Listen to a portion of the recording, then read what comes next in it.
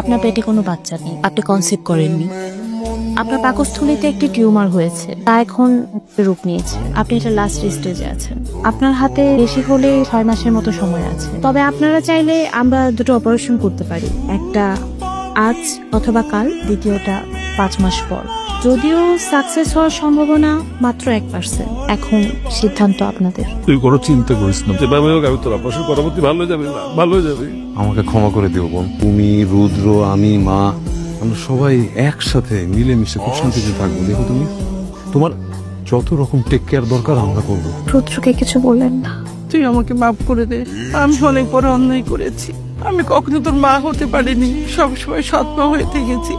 তোর আর বৌমার প্রতি আমি অনেক অন্যায় করেছি। আমি ভেবেছি তোকে যদি আমি সুন্দরভাবে মেনে নেই তাহলে সম্পত্তি ভাগ 2 ভাগ হয়ে যাবে। শুধু এইটার জন্য বাবা, আজ আমি আমার ভুল বুঝতে পেরেছি, বৌমার সাথে অন্যায় করেছি।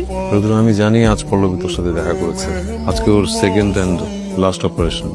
এটি যদি ওর লাইফের লাস্ট দিন হয়, সেটা ভেবে ও তোর সাথে দেখা করতে গিয়েছিল। তোর পল্লবী তোরই আছে। আলহামদুলিল্লাহ, আমাদের অপারেশন সাকসেসফুল হয়েছে। আশা করছি আর 6 ঘন্টার মধ্যেই পেশেন্টের জ্ঞান ফিরে আসবে। স্যার এখনো ভিতরে আছেন। তুমি আমার কাছে ফিরে আসো প্লিজ।